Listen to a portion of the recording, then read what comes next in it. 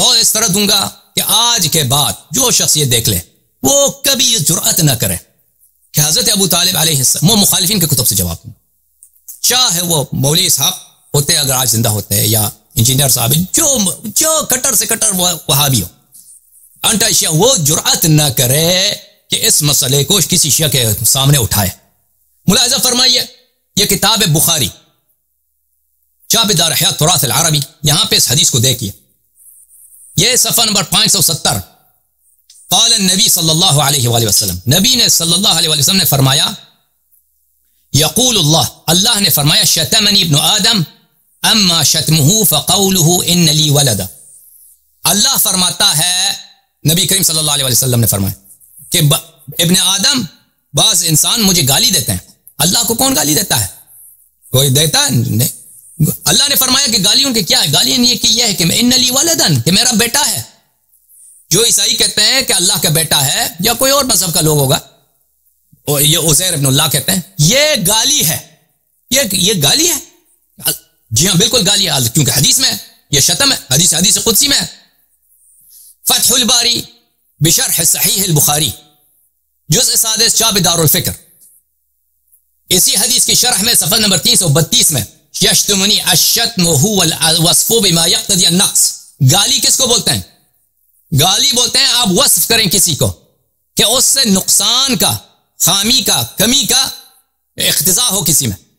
اللہ کو کہہ دو اس کا ولد ہے، اس کا بیٹا ہے، تو یہ اللہ کے لیے نقصان ہے، تو اس لیے یہ گالی ہے، اس لیے یہ کیا ہے؟ شتم ہے۔ سمجھ میں آئی نا بات آپ کو؟ جب یہ پتا چلا، میں نہایت اختصار کے ساتھ کہتا ہوں، یہ کتاب ہے الشفاء بتعریف حقوق المصطفیٰ صلی اللہ علیہ وآلہ وسلم۔ نبی کریم صلی اللہ علیہ وسلم کے حق میں شتم کیا ہے؟ فی نسبہ، آپ کوئی ایسی بات کریں ان کے نسب کے متعلق، نبی کریم صلی اللہ علیہ وسلم کے نسب کے متعلق، نسب کون ہے؟ باپ، نسب کون ہے؟ دادا، کہ اس میں نقصان ہو، تنقیص ہو، تو یہ شتم ہے، اور شاتم النبی صلی اللہ علیہ وسلم بالاجماع کافر ہوتا ہے، اس میں کوئی شک ہی نہیں، ٹھیک ہے نا؟ اور جماعت مخالفین کا اجماع ہے کہ وہ واجب القتل ہوتا ہے، ماشاء اللہ ان کے اقوال بہت زیادہ ہیں اس مسئلے میں۔ اچھا،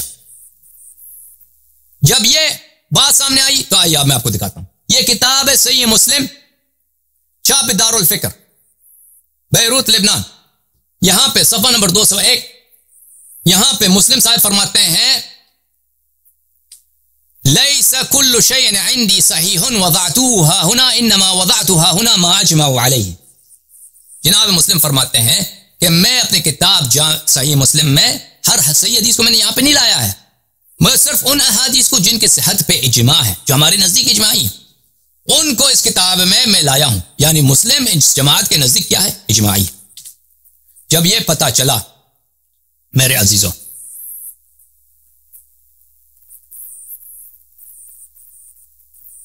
یہ کتاب ہے صحیح مسلم، چاپ دار الفکر، صفحہ نمبر 127، بیان ان من مات على الكفر فهو في النار ولا تناله شفاعة ولا تنفع قرابة المقربين۔ جو کفر پہ مرے وہ جہنم میں ہوتا ہے، جو کفر پہ مرے وہ جہنم میں ہوتا ہے، اور اس کی شفاعت کا کوئی فائدہ نہیں، کوئی شفاعت کرے بھی اس کا فائدہ نہیں ہے، اور اس کا کوئی رشتہ دار اسلام میں بہت بڑی شخصیت ہو، اس کی بھی کوئی فائدہ نہیں، نہ اس کے اقربا کا اس کو کوئی فائدہ پہنچتا ہے، اور نہ اس کی شفاعت ہو سکتی ہے کوئی، اگر کفر پہ مرے، ٹھیک ہے نا؟ ٹھیک، آگے کیا ہوگا؟ انس نے روایت کیا ہے کہ ایک شخص آیا رسول پاک صلی اللہ علیہ وسلم اور ان سے پوچھا این ابی، رسول پاک صلی اللہ علیہ وسلم سے پوچھا کہ میرے والد کہاں ہیں؟ دیکھیں عزیزو، یہ جماعت مخالفین ہم پہ تانا دیتے ہیں اپنی کتب سے، جناب ابو طالب علیہ السلام کے ایمان، ٹھیک ہے نا؟ تم اپنی کتب سے ہم پہ تانا دیتے ہو، تم پہلے رسول پاک صلی اللہ علیہ وسلم اجماعی طور پر تمہارا کیا عقیدہ، اس عقیدے کو نہ چھپاؤ نا۔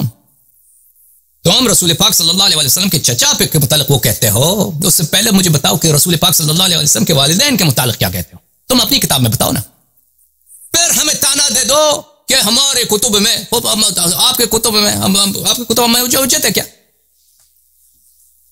ایک شخص آیا رسول پاک صلی اللہ علیہ وسلم کے پاس، پوچھا این ابی، میرے والد کہاں ہیں؟ پر فرمایا فی النار، جواب دیا کہ تیرا باپ، وہ شخص جو بھی تھا اس کا باپ شرک میں مرا تھا، تیرا باپ جہنم میں۔ فلما قفا، جب وہ شخص اس نے پیٹ کیا، پشت کیا، وہ چلنے لگا، دعاہ، اس کو بلایا، فقال ان ابی و اباک فی النار، اس کو بلایا کہا کہ میرے باپ اور آپ کا باپ، ہم دونوں کا باپ جہنم میں، جہنم میں۔ اب ملاحظہ فرمائیے عزیزو، اس باب میں ایک ہی حدیث ہے کہ من مات علی الکفر فہو فی النار، اس کی شفاعت بھی نہیں ہوتی اور اس کے مقربین کا کوئی فائدہ بھی نہیں ہے، ایک ہی حدیث ہے، اور اس میں کس کے کفر کا ذکر ہے، کس کی شفاعت نہیں ہو سکتی، ٹھیک ہے نا؟ اور کون ہے وہ شخص جس کی قرابت کا کوئی فائدہ ہی نہیں ہے؟ وہ تو نبی کریم صلی اللہ علیہ وسلم ہے۔ حدیث بھی ان کے نزدیک اجماع، ان کا عقیدہ۔ یہ کتاب ہے صحیح مسلم بشرح النووی المجلد الثانی، چھاپ دار الفکر۔ یہاں پہ ملاحظہ فرمائی کہ نووی صاحب کیا فرماتے ہیں اس حدیث کی شرح میں، اس حدیث کو بیان کرنے کے بعد، ان ابی و اباک فی النار، میرے والد جہنم میں، نستجیر باللہ، ان من مات علی الکفر فهو فی النار ولا تنفع قرابة المقربین، وفي ان من مات في الفترة على ما كانت عليه العرب من عبادة الاوثان فهو في النار، فإن هؤلاء كانت بلغتهم دعوة ابراہیم وغيره من الانبیاء صلوات اللہ وسلامہ علیہ۔ کہتا آپ اعتراض نہ کریں، یہ دیکھ اب وہ فلسفہ لے کے آتا ہے کہ کیوں نبی کریم صلی اللہ علیہ وسلم کے والد جہنم میں؟ کہتے ہیں کہ کیونکہ ان کو حضرت ابراہیم علیہ السلام کا دعوت پہنچا تھا اور انہوں نے ایمان لانے سے انکار کیا۔ نستجیر باللہ، نستجیر باللہ، نستجیر باللہ، نستجیر باللہ۔ ملاحظہ فرمائیے،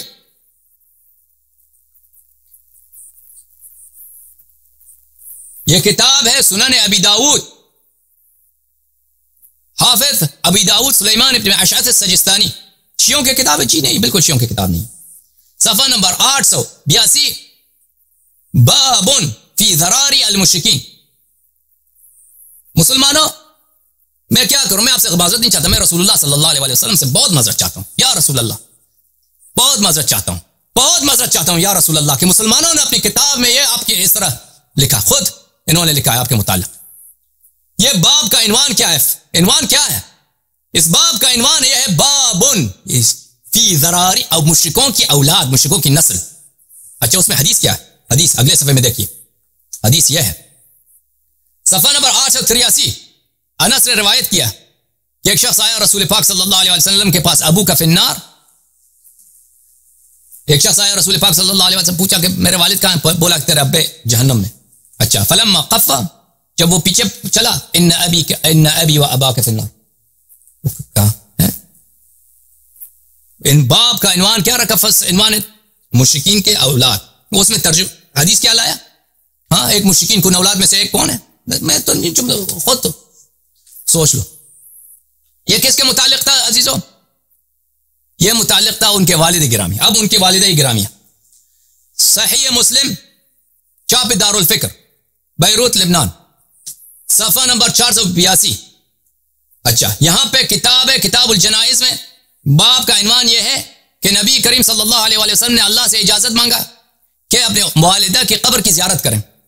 حدیث یہ ہے، ابو ہریرہ فرماتے ہیں کہ رسول پاک صلی اللہ علیہ وسلم نے فرمایا، استأذنت ربی ان استغفر لأمی فلم یأذن لی، میں نے اللہ سے اذن مانگا، میں نے اللہ پاک تعالیٰ سے میں نے اجازت طلب کی، اذن طلب کی کہ میں اپنی والدہ کی قبر کو جاؤں۔ اللہ نے اجازت، استغفر اللہ، میں نے اللہ سے اذن مانگا کہ والدہ کے لیے استغفار کروں، والدہ کے لیے طلب غفران کروں، تو اللہ نے اجازت نہیں دی۔ واستأذنت ان ازور قبرها فاذن لی، اور میں نے اجازت مانگا کہ ان کی قبر کی زیارت کروں تو مجھے اللہ نے اجازت دی۔ پھر دوسری حدیث میں بھی یہی ہے۔ اچھا،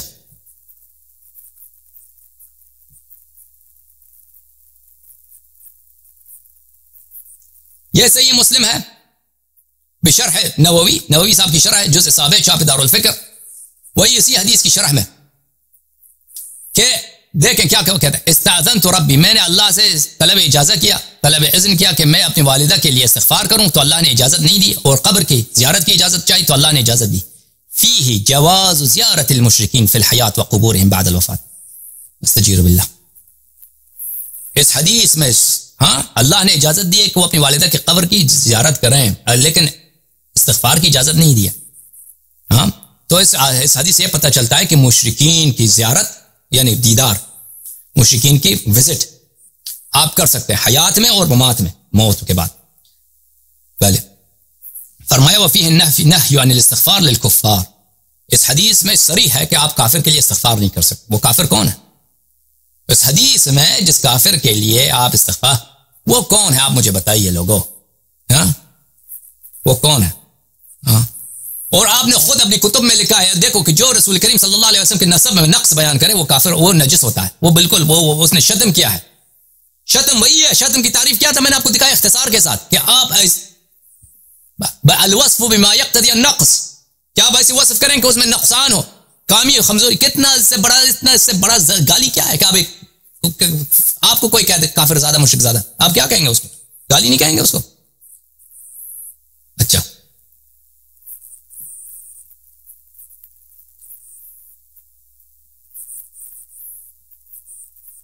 عزیزو یہ کتاب ہے عقیدۃ الموحدین والرد علی الضلال والمبتدعین. یہ کتاب، اس کتاب میں کئی کتابوں کا مجموعہ ہے، یعنی چھوٹے چھوٹے کتب ہیں جو ماضی کے علماء نے لکھے ہیں، اس کو جمع کیا ہے انہوں نے، اس کتاب میں چھاپا ہے. اس کتاب میں ایک کتاب یہ ہے الرسالۃ السابع عشر، یہ ایک رسالہ ہے ملا علی قاری. ملا علی قاری جو مرقات المفاتیح کا لکھنے والا ہے اور شرح الشفا لکھنے والا ہے، اور بہت بڑا عالم ہے جماعت احناف کا. جماعت احناف کا بہت بڑا عالم ہے. یہ البدر الطالع بمحاسن من بعد القرن السابع، شوکانی صاحب کی کتاب ہے. یہاں پہ صفحہ نمبر 445 میں ملا علی قاری کا جو ہے حیات ہے. بلے وقال الرسامی في وصفی الجامع للعلوم النقلیہ والعقلیہ المتضلع من سنت النبویہ احد جماہیر الاعلام و مشاہیر اول الحفظ والافہام. بہت بڑے عالم گزرے ملا علی قاری. تو یہ ملا علی قاری جو ہے انہوں نے کتاب لکھا ہے، چھوٹی سی کتاب، معتقد ابی حنیفہ فی ابوی رسول صلی اللہ علیہ وسلم. ابو حنیفہ امام اعظم کے عقیدہ رسول پاک صلی اللہ علیہ وآلہ وسلم کے والدین کے متعلق کیا ہے، اس کے عقیدے کے دلائل. اچھا، اس عقیدہ کو اس نے کہاں لکھا؟ ابو حنیفہ کے کتاب الفقہ الاکبر. ہاں، اس کے کئی ایک شروع ہیں، ایک شرح ہے، ایک شرح ملا علی قاری نے خود لکھا ہے، ایک شرح ملا علی قاری نے لکھا ہے، ایک شرح بہت ہے بیادی رومی نے لکھا ہے، اشارات المرام بلے من عبارات الامام. بہت معروف کتاب ہے فقہ الاکبر ابو حنیفہ. وہ فقہ میں نہیں ہے، وہ عقائد میں. اچھا، وہاں پہ لکھتے ہیں اس کتاب میں، ملاحظہ فرمائی صفحہ نمبر 473، ملا علی قاری فرماتے ہیں قد قال الامام الاعظم، امام اعظم والہمام الاقدم فی کتابہ المعتبر المعبر بالفقہ اکبر. کہتے ہیں ہمارے بہت بڑے امام اعظم جناب ابو حنیفہ اپنے کتاب فقہ اکبر میں یہ لکھتے ہیں. خوب ملاحظہ کریں دو کو. اس سے پہلے کہ تم ابو طالب علیہ الصلوۃ والسلام، یہ میں کہتا ہوں نواسب سے، علی بھائی سے نہیں کہتا، آپ برے نہ مانیں، جناب ابو طالب علیہ السلام کے ایمان کے متعلق پوچھے تم خود جواب دو. رسول صلی اللہ علیہ وسلم کے والدین کے متعلق تمہارا کیا عقیدہ ہے، اس کے متعلق پہلے جواب دے دو، پھر چلتے ہیں رسول کے چچا. اگر نبی کا والدین نستجیر باللہ کے متعلق یہ کہتے ہو تو تم وسیع کے والد کے متعلق تمہیں پوچھنے کی کیا حق ہے؟ ہاں، اگر نبی کے والد کے متعلق تمہارا یہ عقیدہ ہے تو وسیع کے والد کے متعلق کیوں پوچھتے ہو؟ نص ابو حنیفہ کا یہ ہے ووالدہ الرسول ماتا علی الکفر صلی اللہ علیہ وسلم. رسول پاک صلی اللہ علیہ وسلم کے والد اور والدہ دونوں ماتا علی الکفر نستجیر باللہ. خود ترجمہ سمجھ جاؤ کہ کیا ہے اس کا ترجمہ، میں تو ترجمہ نہیں کر سکتا.